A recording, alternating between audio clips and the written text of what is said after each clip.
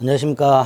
자, 입문도 종강이네요. 네, 벌써 2달이 됐습니다. 뭐 코로나 때문에 어떻게 지나갔는지 모르게 2달이 지나갔습니다. 네. 이제 흔들리지 말고 일단은 강의 열심히 들으시면서 1월달 강의를 대비하셔야 됩니다. 민법은 다른 방법이 없습니다. 꾸준하게 강의 듣고 나중에 기출문제를 위주로 문제 풀고 외우고 이렇게 단계별로 열심히 민법을 해 주셔야 합격하실 수 있습니다. 자, 251페이지죠. 입문서 계약법 강론이라고 되어 있습니다. 민법 총칙을 제일 먼저 봤죠. 법률 행위의 유효 요건이라는 걸 민법 총칙에서 봤습니다. 계약과 같은 법률 행위가 유효하려면 어떤 요건을 갖춰야 되는가? 특히 그 법률의 목적과 관련해서 확정성, 가능성, 적법성, 사회적 타당성 이걸 봤죠. 의사와 표시가 일치하고 하자가 없어야 되고요. 대리인을 통해서 계약을 하는 경우에는 대리권과 대리 행위가 있어야 되고요. 조건과 기한이 붙어 있는 행위는 그 조건과 기한이 성취되거나 도래해야만 유효가 되죠. 이렇게 법률행위의 유효 요건을 4가지를 봤고요. 그 요건을 갖추지 못하면 법률행위 무효 또는 취소할 수 있었죠. 이런 것들이 총칙의 내용이었습니다. 두 번째, 법률행위가 유효하다면 당사자에게 권리가 생기는데요. 그 권리 중에서 물권을 했지요. 총론이 있었고 강론이 있었습니다. 총론에서는 특히 부동산 물권 변동과 등기, 이게 핵심 내용이었고요. 강론에서는 7개의 물권을 봤죠. 점유권부터 해서 저당권까지. 세 번째, 법률행위의 대표적인 예가 계약이라고 했습니다. 계약. 법률행위의 99%가 계약입니다. 자, 이 계약이 어떤 게 있는가? 그걸 강론에서 보는 거예요. 그 계약의 공통적인 내용은 총론에서 봤죠. 지난 시간에 총론에서 계약이 성립, 그 다음에 동시항변권, 위험부담, 제3자를 위한 계약, 해제 이런 거 봤죠. 그리고 이제 강론에서 3가지 계약 형태를 보게 됩니다. 매매, 교환, 임대차. 이 3가지 계약 형태가 어떤 계약인가, 그 계약을 하게 되면 계약 당사자에게 어떤 권리와 의무가 생기는가, 이제 이런 걸 보게 됩니다. 특히 임대차 계약은 특별법이 2개가 있죠. 주택임대차보호법과 상가건물임대차보호법까지. 그래서 매매, 교환, 임대차, 주택임대차, 상가건물임대차, 여기에서 보통 적어도 7문제 정도 나오죠. 여기에서 6문제에서 8문제 그 사이에 나오게 됩니다. 아주 중요한 부분이죠. 자, 이 각각의 계약이 어떤 계약이며 그 계약을 했을 때 계약을 한 당사자에게 어떤 권리와 의무가 생기는가, 그거를 살펴보시면 되는 겁니다. 자, 먼저 매매. 자, 먼저 매매 계약의 뜻이 뭘까 생각을 해봅니다. 어떤 성질이 있을까를 생각해 봅니다. 성질이라는 건 이제 어떤 계약인가의 문제예요. 계약의 종류 중에서 어떤 계약에 해당되는가의 문제가 이제 성질의 문제인데, 일단 매매 계약하게 되면 물건을 사고 파는 거죠. 물건을 사고 파는 게 매매인데, 자, 법적으로는 이렇습니다. 어느 일방은 재산권을 이전해 주기로 약속을 합니다. 토지 소유권 옮겨주겠다, 자동차 소유권 옮겨주겠다, 뭐 이렇게 재산권 이전을 약속하고요. 상대방은 대금을 지급하겠다라고 약속을 합니다.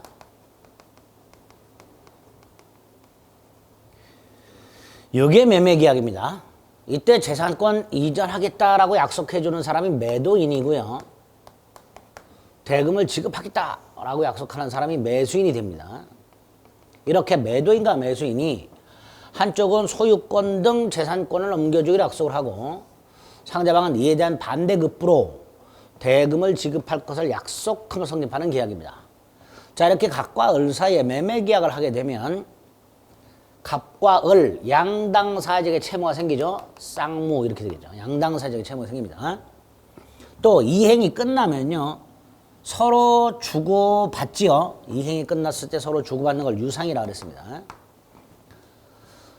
약속만으로 성립하죠. 낙상계약이라고 그랬습니다. 약속만으로 성립합니다. 그 다음에 구두로 해도 되고요. 계약서 써도 되고요.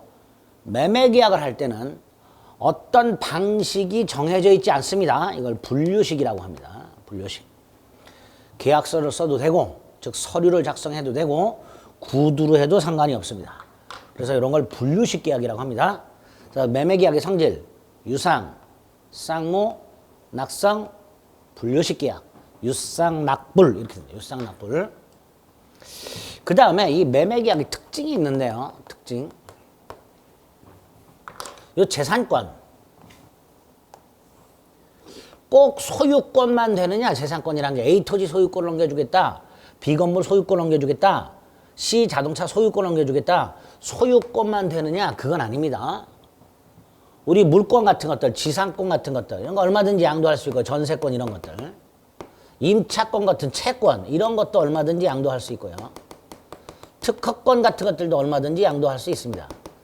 그래서 매매계약에서 말하는 재산권이란 꼭 소유권만을 말하는 것은 아니다. 이렇게 생각하시면 됩니다. 두 번째가 이 재산권이 꼭 매도인 거여야 되는가? 매도인 재산권이어도 되고 아니어도 됩니다. 예를 들어서 각과 을사의 1월 10일 날 A 토지를 매매했는데 이 A 토지가 병소유였던 경우, 병소유, 즉 타인 권리였던 경우에도 갑은 약속을 하는 거예요. 1월 30일까지 어떻게든 내가 병으로부터 소유권을 취득해서 너한테 넘겨주겠다. 이런 식으로. 약속만 하는 것이기 때문에 계약 당시에 그 목적물이, 계약 당시의 목적물이 반드시 매도인 소유가 아니어도 상관없습니다. 그래서 판례가 이렇게 말을 합니다. 타인 권리 매매 계약도 일단은 유효하다. 이렇게 얘기합니다. 계약 자체는 유효하다라는 거예요. 약속만 하는 거니까.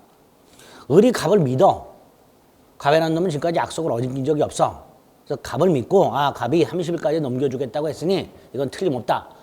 라고 믿고 얼마든지 을은 갑하고 계약을 할 수가 있는 거예요. 그래서 매매 계약은 단순히 언제까지 재산권을 넘겨주겠다고 약속만 하는 것이기 때문에 계약 당시에 그 목적물이 반드시 매도인 소유가 아니어도 된다는 것.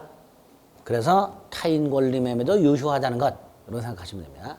세 번째가 장래 발생하는 재산권도 됩니다. 대표적인 게 아파트 분양 계약이죠. 우리나라 아파트 분양은 선분양이죠. 자, 이때 아파트 분양 계약을 하는 경우에 아직 그 아파트는 신축이 안 돼 있는 상태에서 선분양을 하죠. 즉, 그 아파트에서 내가 분양받고자 하는 그 101동 101호의 소유권이 아직 발생하지 않은 상태예요. 나중에 생겨요. 아파트를 지었을 때 생기죠. 이렇게 현재 존재하진 않지만 장래 발생하는 그런 재산권도 얼마든지 미리 매매계약의 목적으로 할 수 있게 됩니다. 어쨌든 이렇게 특징이 매도인의 재산권의 경우에는 매도인이 재산권을 넘겨주기로 할 때 그 재산권 안에서는 이런 특징이 있다. 이런 걸 생각하시면 됩니다. 두 번째 대금은요. 하나의 특징만 기억하면 반드시 금전이어야 됩니다. 반드시 금전일 것.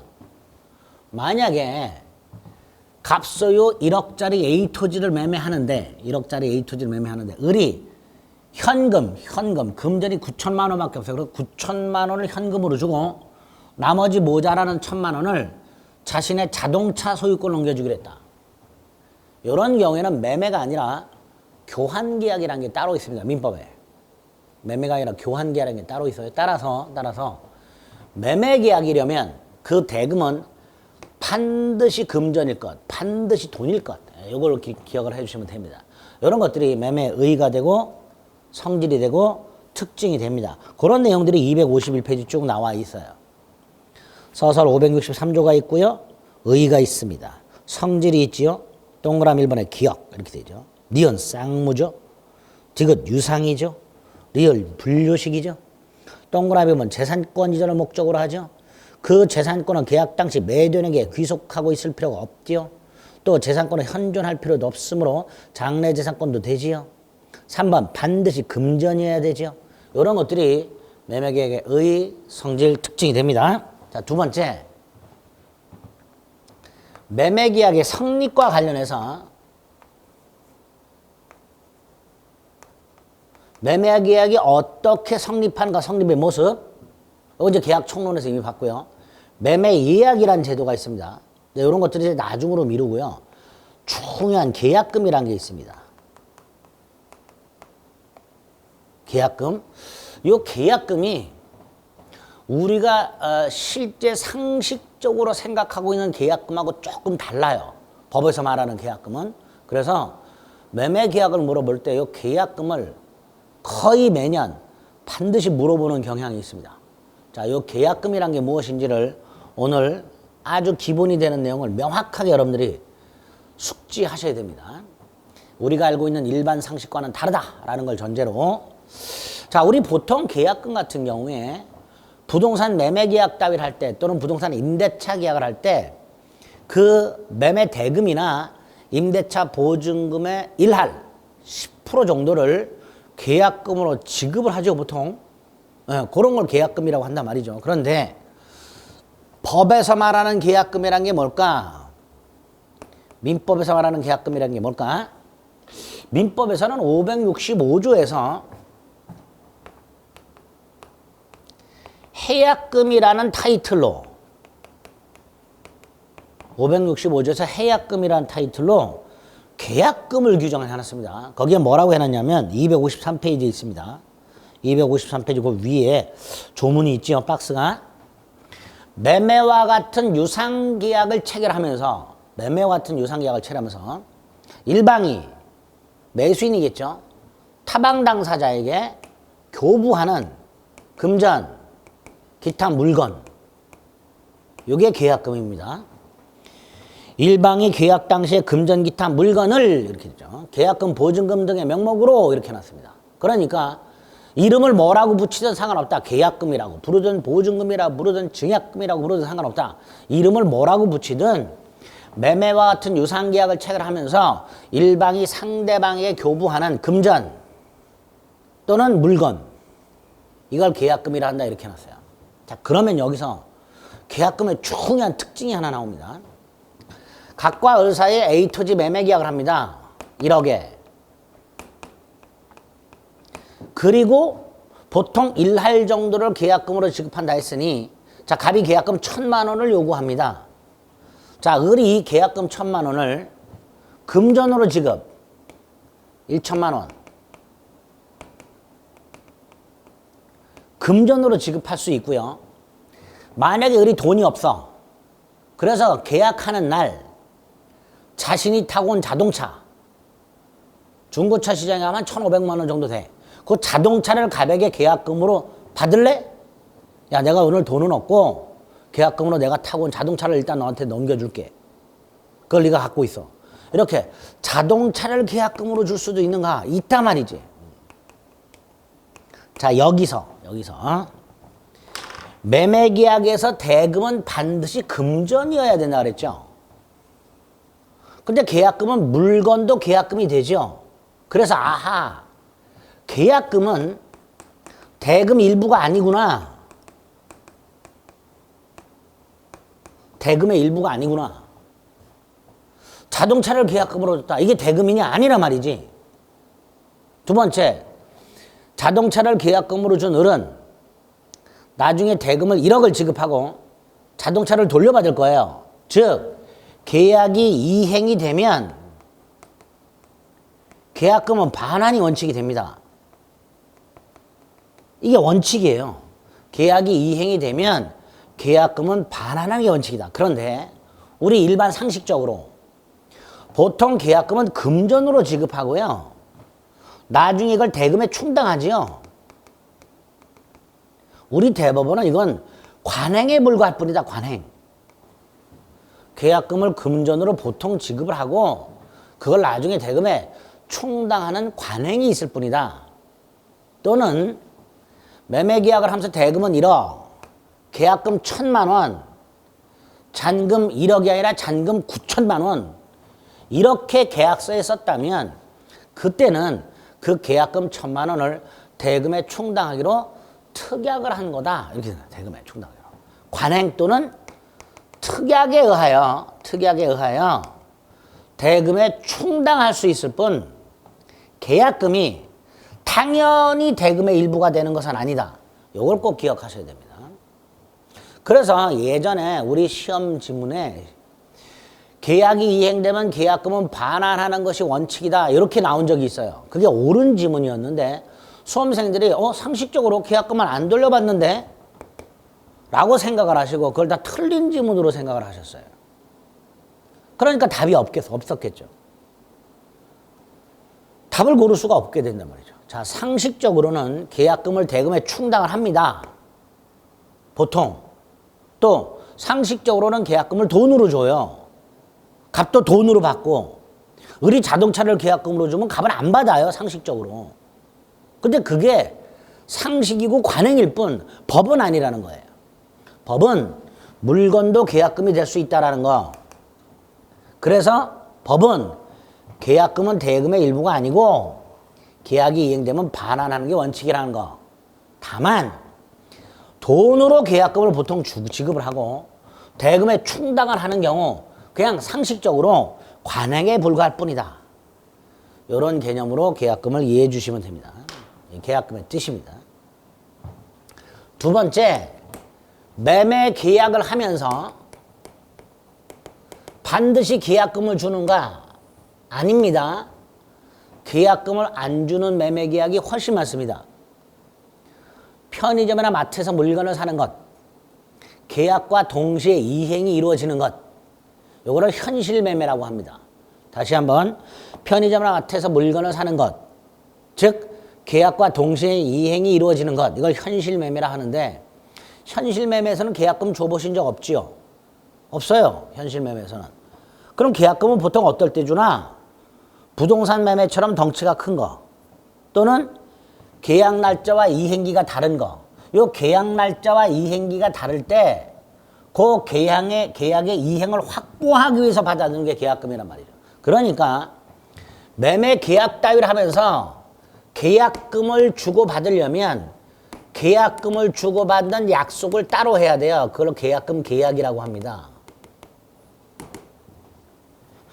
편의점에서 마트에서 물건을 살 때는 매매 계약만 있을 뿐 계약금 계약은 없는 거예요. 그러니까 매매 계약을 하면서 반드시 계약금 계약을 해야 되는가? 그건 아니라는 거죠. 그럼 뒤집어 말하면 계약금을 주고받으려면 매매 계약과는 별도로 또 다른 계약을 하나 더 해야 된다는 거예요. 그걸 계약금 계약이라고 부릅니다. 자, 이때 당연히 매매 계약이 주된 계약이고요. 계약금 계약이 종된 계약이 됩니다. 자, 주된 계약과 종된 계약은 어떤 관계에 있는가? 주된 계약이 무효 취소되면 종된 계약도 무효 취소됩니다. 이런 관계가 있습니다. 두 번째로 계약금 계약은 매매 계약과는 별개로 체결하는 독립한 계약이에요. 종된 계약이면서 독립한 계약이에요. 자, 독립한 계약이란 반드시 매매 계약과 동시에 할 필요는 없다라는 거예요. 매매 계약은 1월 10일 날 하고 계약금 계약은 1월 10일 날 하고 이렇게 해도 된다라는 거예요. 물론 상식적으로는 현실적으로는 매매 계약을 하면서 그날 계약금을 주는 게 보통이죠. 99% 그럴 거예요. 그런데 반드시 그렇게 할 필요는 없다라는 거예요. 독립된 계약이니까 매매 계약과 계약금 계약은 별도로 체결해도 상관없다. 시기를 달리하여 체결해도 상관없다. 이런 뜻입니다. 자, 세 번째, 이게 중요합니다. 요물 계약입니다. 우리 지난 시간에 현상 광고라는 걸 말씀을 드리면서 요물 계약이라는 건 약속만으로는 성립하지 않고 뭔가를 누군가가 이행을 먼저 해야만 계약이 성립한다고 그랬어요. 그러면 계약금 계약이 요물 계약이라는 것은 1월 10일 날 갑과 을이 A 토지 1억의 매매 계약을 하면서 을이 그날 돈도 안 가져왔고 자동차도 안 타고 왔어요. 그래서 계약금을 줄 게 없어. 을이 갑에게. 갑은 계약금 1,000만 원을 요구하는데. 그래서 1월 10일 날 계약을 하면서 계약금은 1월 12일 날 지급하기로 약속한 경우 1월 10일 날 계약을 하면서 계약금은 1월 12일 날 지급하기로 약속을 했을 때 이 약속은 계약금 계약이 아니라는 거예요. 우리 민법은 을이 갑에게 계약금을 줘야 계약금 계약이 성립합니다. 요물계약입니다. 계약금을 주기로 약속만 해가지고는 계약금 계약이 성립하지 않습니다. 계약금을 지급하기로 약속만 해가지고는 계약금 계약이 성립하지 않습니다. 이건 어떤 의미냐면 1월 10일이 되었을 때 을이 약속대로 계약금을 지급할 의무가 있는가? 없다라는 거예요.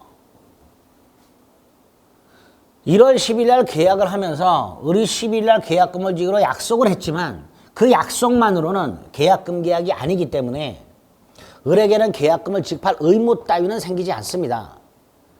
따라서 을이 1월 12일 계약금을 지급하지 않았다 하더라도 약속을 지키지 않았다 하더라도 채무 불이행이 아니에요.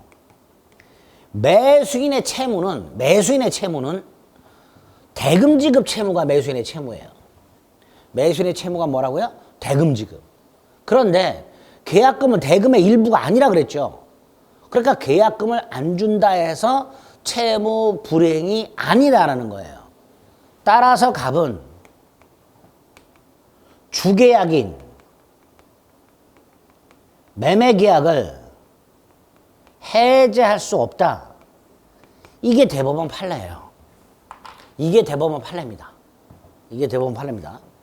그런데 우리 다시 현실로 돌아와 볼게요. 현실로 돌아왔을 때 1월 10일 날 1억 토지 매매 계약을 하면서 12일 날 계약금을 주기로 약속을 한 경우에 당연히 갑은 12일 날 을에게 계약금을 달라고 하고요. 을도 당연히 지급을 해요. 보통. 만약에 을이 지급을 안 하면 갑은 계약을 해제를 합니다. 그럼 을은 아무 소리 안 해요, 또. 이게 현실이야. 그런데 법은 다르다는 거예요. 현실은 그런데 법은 다르다라는 거예요.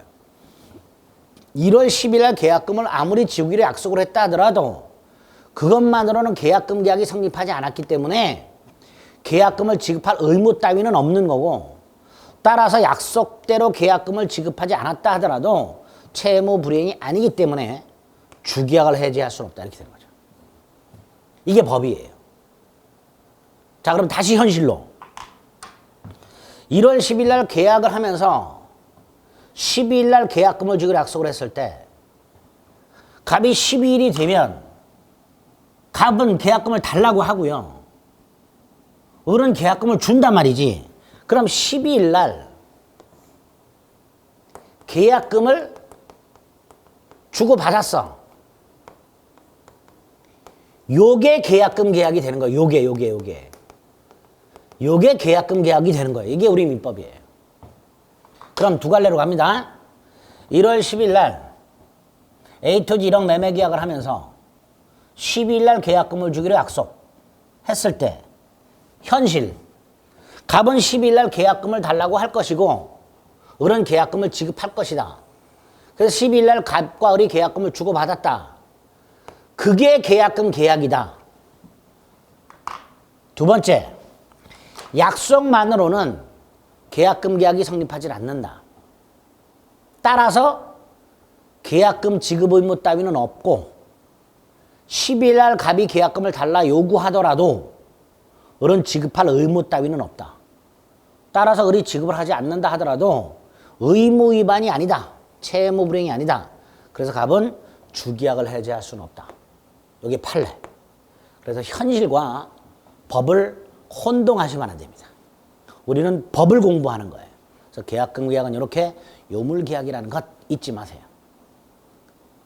현실하고 자꾸 섞여가지고 생각하시면 이해가 안 될 수 있습니다. 자, 자, 오늘 명확하게 기억합니다. 두 가지예요. 상식하고 반하는 거. 계약금은 대금 일부가 아니라는 거 하고요. 계약금 계약은 요물계약이라는 거 하고요. 이게 우리가 알고 있는 상식과는 조금 다른 내용들입니다. 세 번째, 계약금의 기능. 가장 기본이 되는 게 증약금. 계약을 체결했다는 증거. 이게 가장 기본이에요. 증약금. 서로 간에 계약서 따위가 작성되지 않았다 하더라도 계약금을 주고받았다면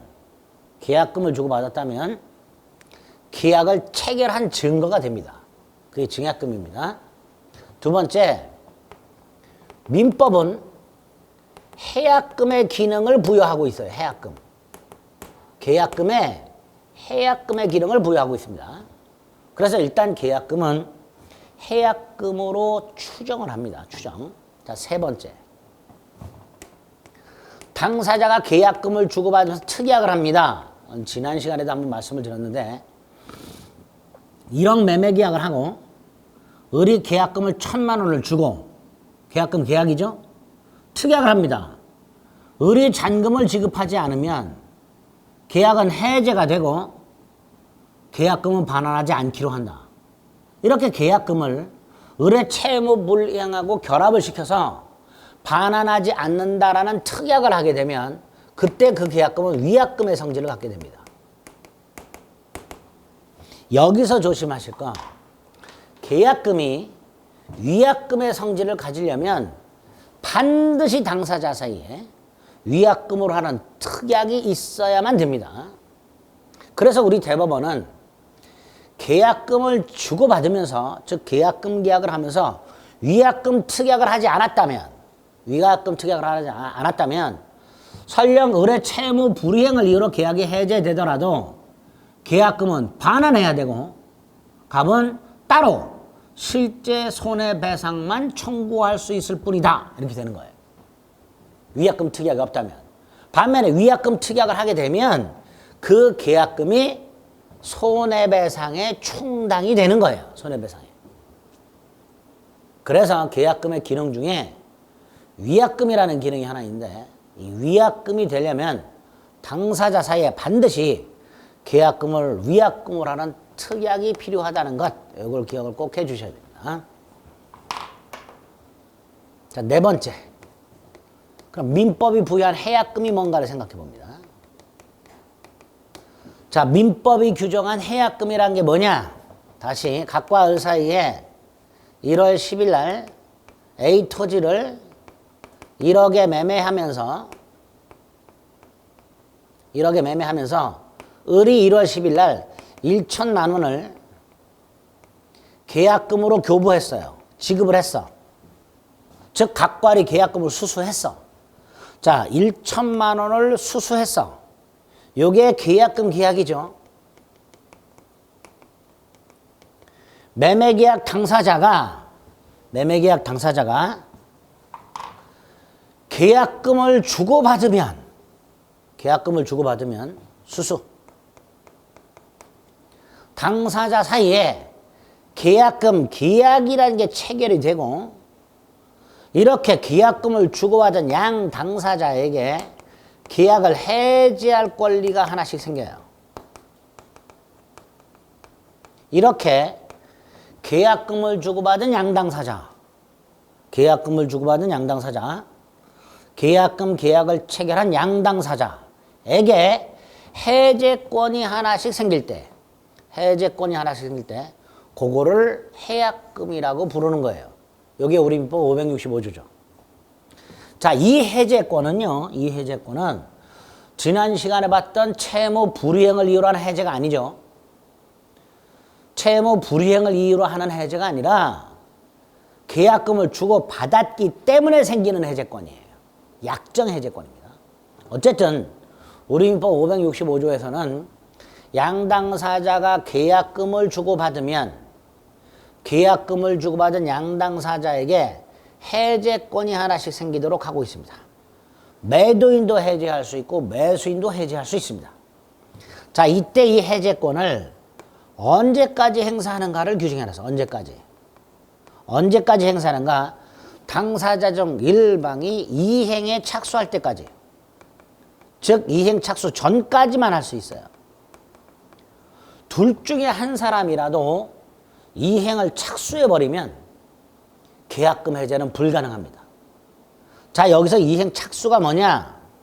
조금 어려운 개념인데요.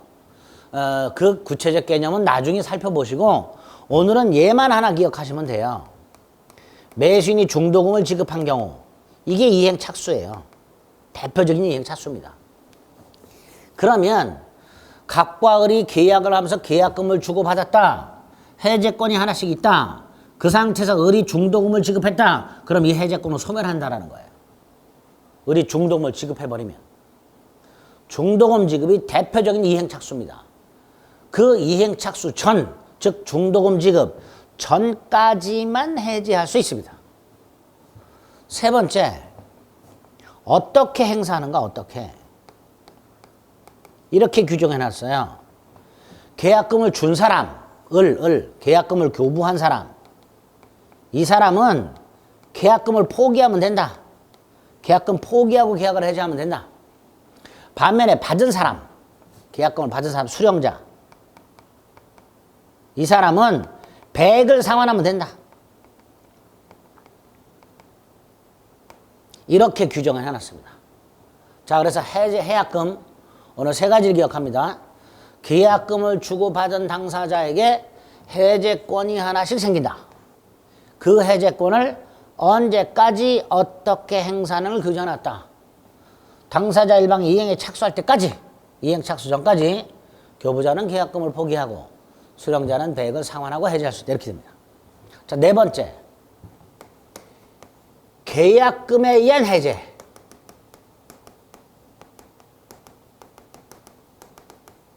의 효과. 우리 지난 시간에는요, 채무 불이행에 의한 해제 효과를 봤어요. 예를 들어 매수인이 대금을 끝내 지급하지 않아서 매도인이 그 대금 미지급을 이유로 계약을 해제. 이게 채무 불이행을 이유로 하는 해제죠. 채무 불이행을 이유로 해제했을 때 효과가 세 가지였었죠. 계약은 소급해서 소멸하고, 이행을 한 상태라면 돌려주고 돌려받고, 세 번째로 채무를 이행하지 아니한 자에게 손해배상을 따로 청구하고, 이렇게 됐었어요. 요게 채무 불이행을 이유로 하는 계약 해제의 효과였어요. 채무 불이행을 이유로 하는 계약 해제 효과. 그러면 채무 불이행이 아니라 계약금에 의한 해제한 경우에는 어떤 효과가 생기는가? 계약금을 준 사람이 계약금을 포기하고 계약을 해제하거나 계약금을 받은 사람이 배액을 주고 해제했을 때는 어떤 효력이 생기는가? 일단 계약은 소급해서 소멸합니다. 그런데 원상회복 의무는 생기질 않아요. 이유가 뭐죠? 이행을 착수하기 전에 해제했잖아요. 주고받기 전에 해제했잖아. 그러니까 돌려줄 게 없어요. 원상회복 의무 생기지 않습니다. 손해배상도 청구를 못하죠. 왜? 채무불이행이 아니니까. 을의 채무불이행을 이유로 해제한 게 아니니까 손해배상을 따로 청구하지 못하게 됩니다. 그래서 계약금 해제의 효과 두 가지는 꼭 기억하셔야 됩니다. 원상회복 의무는 발생하지 않는다. 손해배상 따위는 청구할 수가 없다. 자, 입문 과정에서 계약금 과정 요 정도는 머릿속에 딱 넣습니다. 요 정도. 요 정도까지는 크게 어렵진 않아요. 이해해서 암기하셔야 됩니다. 252페이지 계약금의 뜻이 있죠. 의, 성질이 있습니다. 세 줄. 종류가 있습니다. 증약금이 있고 증약금은 계약금의 최소한의 성질이라고 되어 있습니다. 2번 위약금이라고 되어 있죠. 계약금을 교부한 매수인이 채무를 이행하지 않으면 계약금은 몰수하기로 한다. 반환하지 않기로 한다. 이런 게 위약금 특약이었죠. 이렇게 위약금 특약이 있을 때만 위약금의 성질을 갖는다 그랬습니다. 따라서 그 사례 하나만 읽어보겠습니다. 갑과 을이 갑수요 부동산에 대해서 1억 원의 매매 계약을 하면서 별도의 특약이 없다고 돼 있어요. 을이 1,000만 원을 계약금으로 줬다. 1번, 을이 대금을 지급하지 않아서 갑이 계약을 해제했다면 갑은 계약금 1,000만 원을 위약금으로 당연히 몰수할 수 있는가? 못하죠. 특약이 없으니까. 그래서 뭐라고 돼 있어요? 계약금은 별도의 특약이 없는 한 해약금일 뿐 위약금으로 볼 수는 없으므로 당연히 갑에 몰수할 수는 없고 계약금은 돌려줘야 되고 갑은 자신의 실제 손해만을 배상받을 수 있을 뿐이다. 이렇게 돼 있죠. 네, 그거 이해해서 머릿속에 넣어두시면 됩니다. 오른쪽에 해약금이 있죠. 계약의 해제권을 갖는 작용을 하는 계약금을 말한다. 그게 해약금이죠. 그거를 밑에 565조에서 정해놓은 거예요. 1항을 보면 이렇게 돼 있죠. 매매 당사자 일방이 계약 당시에 금전 기타 물건을 계약금 보증금 등의 명목으로 상대방에게 그 다음 교부한 때라고 돼 있습니다. 교부할 것을 약정한 때가 아니라 교부한 때라고 돼 있어요. 즉 의리 계약금을 교부를 해야 각괄이 계약금을 주고받아야 565조가 적용이 된다는 거예요. 그래서 계약금 계약을 요물계약으로 해석을 하는 거예요. 조문에서 계약금을 교부할 것을 약정한 때가 아니라 교부한 때라고 해놨기 때문에 요물계약으로 해석을 하는 겁니다. 어쨌든 상대방에게 교부한 때 당사자 간에 다른 약정이 없다면 다른 약정 할 수는 있어요. 근데 그게 없다면 당사자 일방이 이행에 착수할 때까지 당사자 일방이 이행에 착수하기 전까지만 교부자는 계약금을 포기하고 수령자는 배액을 상환하여 해제할 수 있다. 이렇게 되어 있죠. 2항에 보면 551조라고 되어 있는데요. 이 551조가 손해배상 청구예요. 채무 불이행을 이유로 계약을 해제했을 때 손해배상 청구할 수 있다고 551조인데 그걸 적용 안 한다 그랬으니까 손해배상 청구할 수 없다 이렇게 되겠죠. 자, 동그라미 1번 해제 요건이라고 되어 있습니다. 기억, 계약금을 교부한 자는 포기하고 해제할 수 있고 수령자는 배액을 상환하여 해제할 수 있습니다. 특히 수령자의 경우에는요. 배액을 돌려주겠다 입만 털면 안 돼요.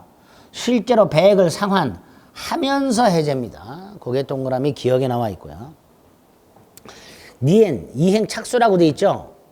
자, 중간 건 보지 마시고 이행 착수, 니은 하나, 둘, 셋, 넷, 다섯, 여섯 번째 줄. 보통 매수인이 중도금을 지급하면 이행 착수한 것이다. 중도금 지급. 그리고 밑으로 쭉 내려가면 동그라미 2번이 있습니다. 해약금에 의한 해제도, 계약금에 의한 해제도 보통의 해제라고 되는데 이 보통의 해제가 바로 지난주에 봤던 채무 불이행을 이유로 하는 해제를 말합니다. 그 채무 불이행을 이유로 한 해제와 마찬가지로 계약금 해제도 계약은 소급해서 소멸한다는 거예요. 소급해서 소멸합니다. 그런데 원상회복 의무의 문제는 발생하지 않고 손해배상의 문제도 발생하지 않는다. 원상회복 의무 없고 손해배상 청구할 수 없다. 이런 뜻입니다. 이렇게 계약금이라는 게 이런 기능이 있다. 머릿속에 딱 넣어두시면 되겠습니다. 세 번째가 매매계약의 효력이 나와요. 자, 매매계약 효력은 이제 다음 순환에 볼 겁니다.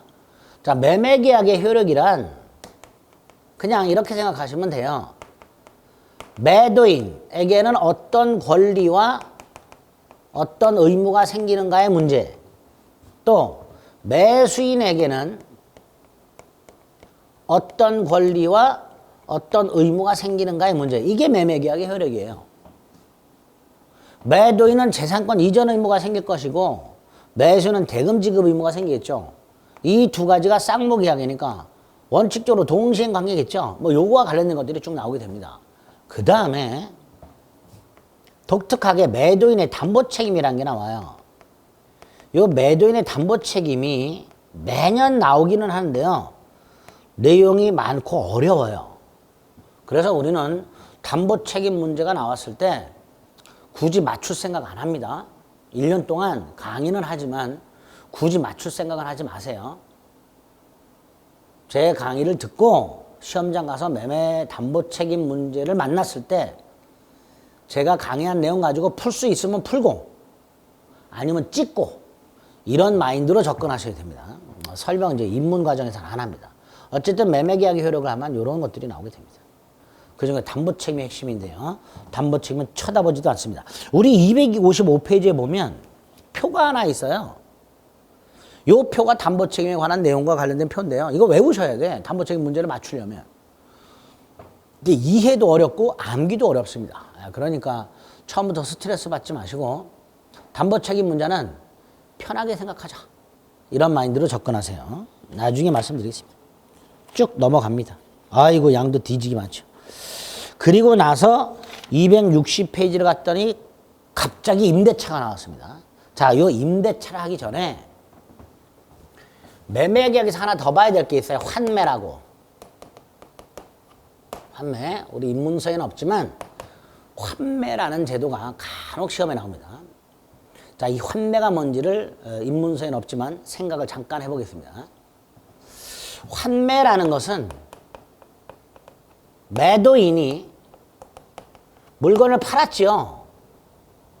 매수인한테 물건을 팔았어요. 팔았는데 이 매각한 물건을 매도인이 일정 기간 내에 일방적으로 되사오는 걸 말합니다.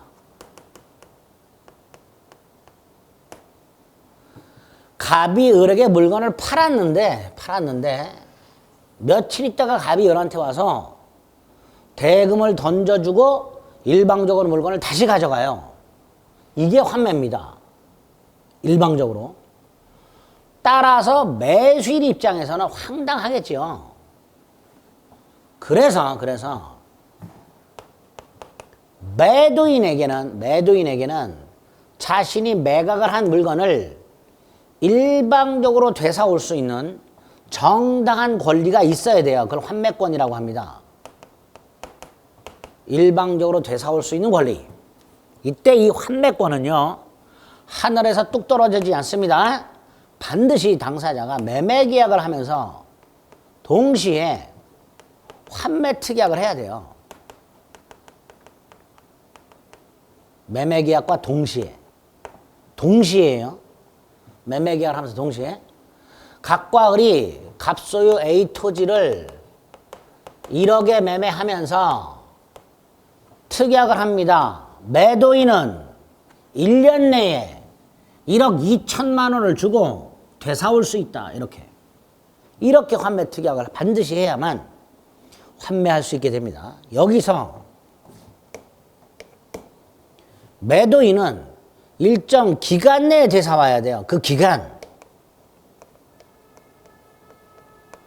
당사자가 얼마든지 기간을 몇 년 내 이렇게 약정할 수 있는데요. 다만 부동산 환매 기간은 5년을 넘지 못하고요. 5년 이상 안 되고요.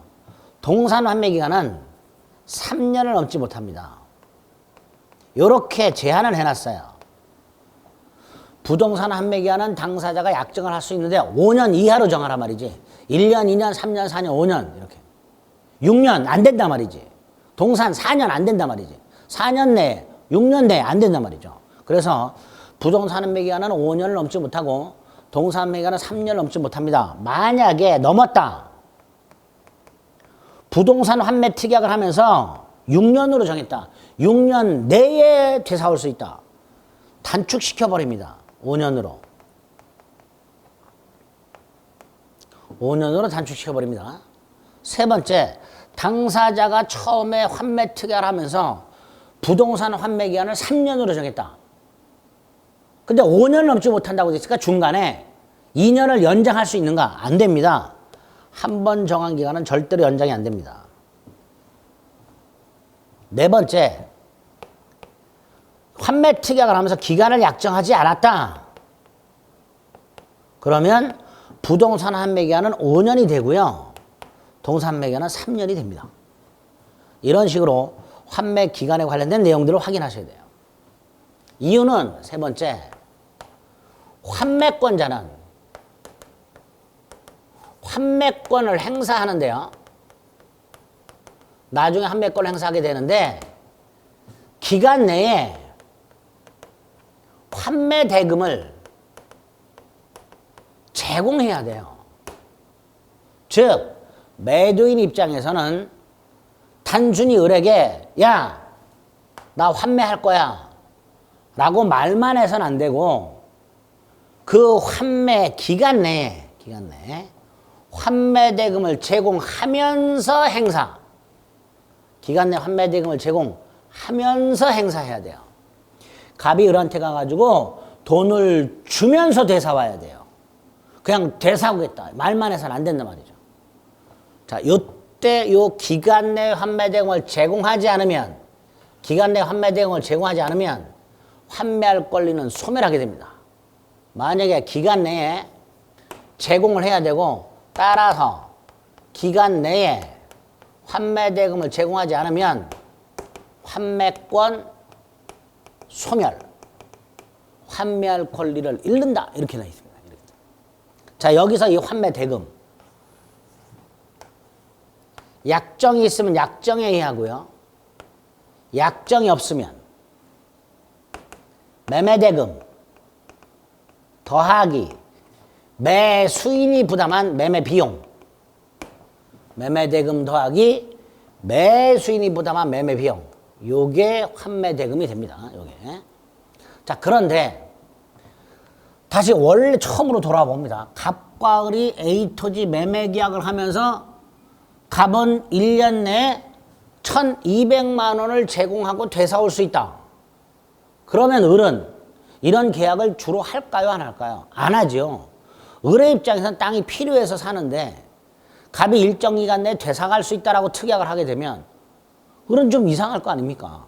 그러니까 환매 특약이라는 게 실질적으로 활용이 잘 안 되고요. 이 환매 특약은 주로 채권담보수단으로 활용하고 있습니다. 채권담보수단. 즉 을이 갑에게 1억을 빌려줘요. 갑은 A 토지를 담보로 제공합니다. 이때 을이 A 토지에 민법상으로는 저당권 설정 받아가지고 갑이 돈을 갚지 않으면 그 저당권에 의하여 토지를 경매를 넣어서 그 경매 대가에서 1억을 회수한다 그랬죠. 그런데 그렇게 하질 않고 갖고 와서 이렇게 약속을 해요. 갑이 을에게 변제를 못하면, 돈을 못 갚으면 A 토지 소유권을 넘겨주겠다라고 약속을 해요. 갑이 을로부터 1억을 빌리면서 돈을 못 갚으면 A 토지 소유권을 넘겨주겠다고 약속을 합니다. 자, 이때 을은 갑이 돈을 갚지 않으면 A 토지 소유권을 가져와야 되는데 확실한 방법이 필요하죠. 갑이 돈을 갚지 않았을 때 A 토지 소유권을 가져오는 확실한 방법. 그게 몇 가지가 있는데 그 중에 하나가 을에게 미리 소유권 등기를 넘겨놔요. 을에게 A 토지 소유권 등기를 먼저 넘겨놔요. 그래서 A 토지의 소유권자가 을로 등기가 됩니다. 그런데 요거는 소유권이 아니고 담보권이야. 갑이 돈을 갚지 않으면 그때 소유권으로 바뀌어요. 등기는 소유권자로 되어 있지만 이건 소유권이 아니라 담보물권이고요. 그 상태에서 갑이 돈을 갚지 않았을 때 소유권으로 바뀌어요. 문제는 을의 이름으로 소유권 등기가 돼 있으니까 을이 중간에 팔아먹는 경우가 생기게 되고 그럼 갑은 나중에 돈을 갚더라도 등기를 못 찾아오는 문제가 생겨요. 그래서 을에게 미리 소유권 등기를 하면서 갑의 이름으로 환매권 등기를 해놔요. 채무자 이름으로. 갑의 이름으로 환매권 등기를 해놓으면 나중에 갑은 돈을 갚으면서 환매권 행사해서 등기를 되찾아오게 됩니다. 요거를 매도담보라고 불러요. 무슨 담보? 매도담보. 그래서 이 환매라는 것은 현실적으로 진짜 환매 수단으로 사용되는 게 아니라 채권 담보 수단. 을이 갑에게 1억을 빌려주면서 갑으로서 A 토지를 담보로 제공을 받고 돈을 갚지 못하면 소유권을 넘겨받기로 하되 그걸 미리 확보하기 위해서 채권자 이름으로 소유권 등기를 하고 채무자 이름으로 환매권 등기를 해놓는단 말이죠. 그 상태에서 갑이 나중에 돈을 갚으면서 그게 환매 대금 제공이라고 생각하시면 돼요. 이자까지 붙여갖고 주겠죠. 돈을 갚으면서 환매권을 행사해서 등기를 되찾아오는 이런 식의 담보수단으로 활용을 하고 있습니다. 그거를 매도담보로 한다. 이렇게 생각하시면 돼요. 자, 요런 게 환매다. 요런 게 환매다. 요런 제도가 우리 민법에 있다. 자, 여기까지가 여러분들이 매매에서 봐주셔야 될 내용들입니다. 자, 그럼 계약강론에 매매, 교환, 임대차라고 돼 있었는데 매매는 지금 본 거고요. 자, 교환은 간단해요. 교환 계약은 양당사자가 서로 재산권을 이전해 주겠다고 약속을 합니다.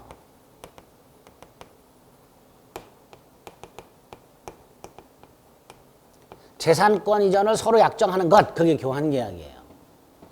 예를 들어 갑은을에게 A 토지 소유권을 넘겨주겠다. 그래, 을은 갑에게 난 B 토지 소유권 넘겨주겠다. 이게 교환 계약입니다. 양당사자가 재산권을 서로 이전하는 약정. 이게 교환 계약이에요. 이 교환 계약은 둘 다 채무 생기니까 쌍무고요. 서로 주고받으니 유상이고요. 약속만으로 성립하니까 낙성이고요. 일정한 방식이 정해져 있지 않으니까 분류식입니다. 유상, 낙불 이렇게 됩니다. 자, 유상계약이기 때문에 담보 책임이 적용이 돼요. 쌍무계약이기 때문에 동시이행의 한명권, 위헌부담, 채무불이행을 이루한 계약 해제 이런 게 적용이 돼요. 그래서 교환계약은 교환계약 자체를 물어보기보다는 담보책임 문제, 동시이행의 한명권 문제, 위헌부담의 문제, 해약 해제 문제를 매매계약이 아닌 교환계약으로 왕왕 물어봅니다. 그래서 우리 시험에서 교환계약을 만나면 이게 담보책임을 물어보는 건지, 동시이행의 한명권을 물어보는 건지, 위헌부담을 물어보는 건지, 계약 해제를 물어보는 건지 그런 걸 좀 주목을 해주시면 돼요. 이게 교환계약입니다. 두 번째, 교환계약은 어떤 문제가 생기는가? 예를 들어 A 토지는 3억짜리고 B 토지는 2억짜리란 말이죠. 그럼 차액이 있단 말이에요. 1억. 이 차액 1억을 어떻게 할 것인가의 문제가 남는 거예요. 교환계약은. 이 차액 1억을 다른 재산권으로 넘겨줄 수도 있지만 금전으로 지급할 수도 있어요. 이때요 금전으로 지급하는 경우를 보충금이라고 부르게 됩니다. 그리고 이 보충금에 대하여 매매 대금에 관한 규정을 적용합니다.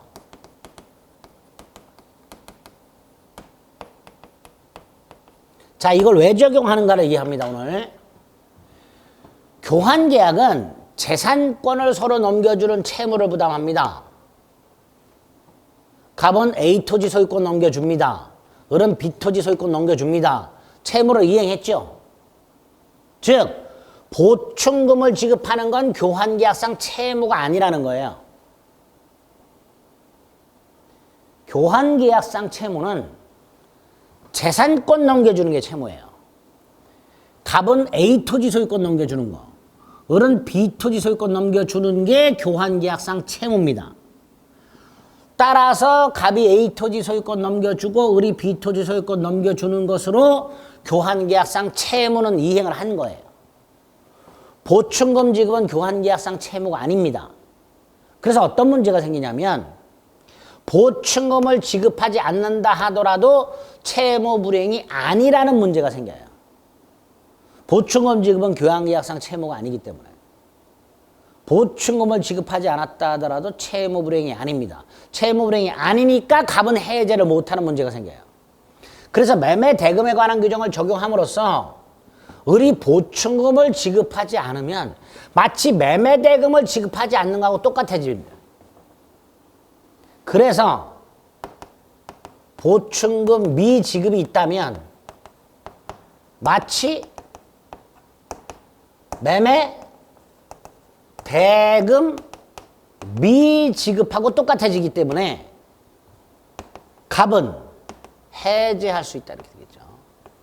원래 계약 해제는 채무 불이행을 이유로 해제하는 건데 교환계약상 채무는 재산권 넘겨주는 게 채무고 따라서 보충금 지급은 채무가 아니어서 보충금을 지급하지 않았다 하더라도 채무 불이행이 아니기 때문에 원래는 계약 해제를 못한다 이렇게 돼야 될 거예요. 하지만 그 보충금에다가 매매대금에 관한 규정을 적용하다 보니까 보충금을 지급하지 않는다면 마치 매매대금을 지급하지 않는 것하고 똑같으므로 교환자는 계약을 해지할 수 있다. 이렇게 됩니다. 그래서 교환계약은 오늘 두 가지 정도만 이해를 좀 해주시면 됩니다. 그래서 계약 강론에서 매매교환, 임대차 세 가지가 있는데 그중에 매매하고 교환계약이 어떤 건지 살펴봤습니다.